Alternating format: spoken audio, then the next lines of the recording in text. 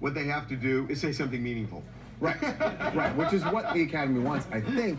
But I think there's a flaw in this. But look, let's find out from someone who's actually been on the stage and walked away with an Oscar, earned an Oscar. That would be Melissa Etheridge, who won in 2007 for her Best Original Song, I Need to Wake Up. And she joins us right now. Melissa, how are you doing? Hey, I'm good. How are you guys? Good. Great. Wait a minute. Go back to the shot, Reagan. I'm looking for the Oscar back there. I think I see the Oscar. There's a bunch of awards back there. Wow, you have a lot. But I see the Oscar. Yeah, Oscar's there too. I see the Oscar. There it is. Who do you want to thank, Melissa? Yeah, who would you like to thank? Anyone you didn't get in back in 2007? You know what? I actually didn't thank anybody. I said everyone knows who works with me, who I want to thank. I said, that these people know. Thank you so much. I realized that if I was to win, I would have 45 seconds to talk to the whole entire world. Yeah, see, I think you took the smart route out, because once you start naming one person, oh, then it's a disaster. Right. Yeah, everyone's going to get left out. At the 2007 Oscars, they had a thing backstage that was like Oscar Online, and you could go back and thank everybody. And I forgot at that moment too. I failed there. So now they're going to have to say something that goes beyond the thank yous. And, what I'm thinking is this is going to get, personal stories are going to be really hard to cut off after 45 seconds, and it's going to be really awkward. And then you're going to hear just a lot of people saying blank Donald Trump, and that's going to happen, right?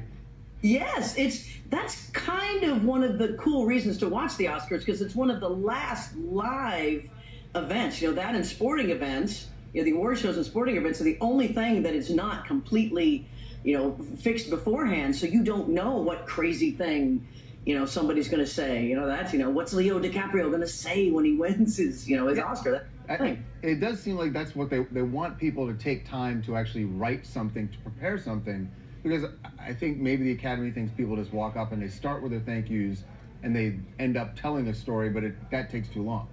So now you have to prepare.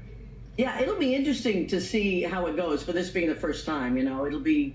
I think it'll be cool. I hope even the who are the people that we don't know that always get the producers or whatever that get up and you're like, what are they going to say? But right, exactly. A great opportunity to hear some interesting things from people. Hey, Melissa, do you think it's right? And I'm not loading this. I'm really curious what you think. Do you think it's right for people to take political stands, especially like endorsements of particular candidates on that stage? Oh, I don't think endorsements of candidates, because there's certain laws about television, and if you endorse one, if you give time to one, you have to give time to another. I think one can come and bring their own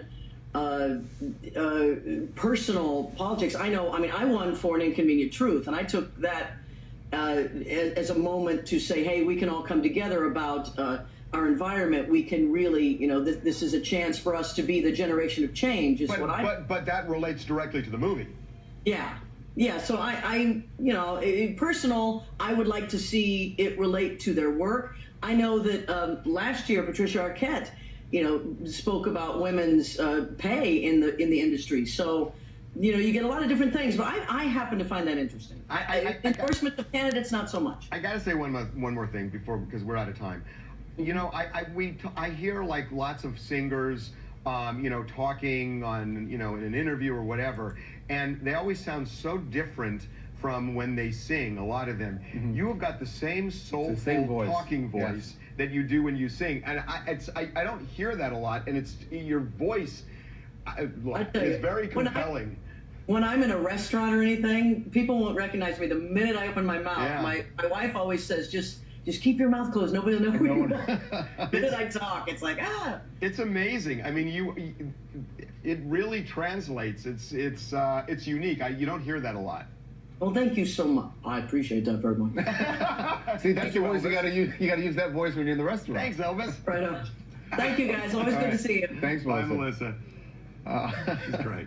She's great. By the way, you know what they're going to run into a problem with is what if people it's too long. Yeah, I know it's too long. It's going to be during the commercial. So your agent is sitting there going, "He didn't thank me. Didn't thank me. Didn't thank me. Didn't thank me." Dog walker. Okay, we're going to take a break. When we come back, future.